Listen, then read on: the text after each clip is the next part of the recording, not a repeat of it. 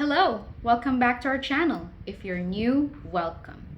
Today, we'll be learning an exciting technique on addition using subtraction.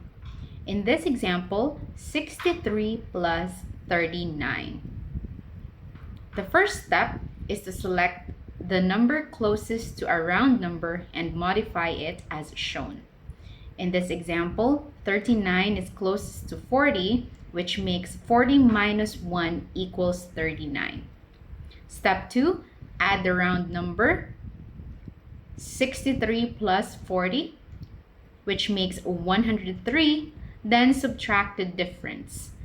103 minus 1 is 102, and that's the final answer. 63 plus 39 is 102. If you like this video, hit the like button and subscribe for more math techniques.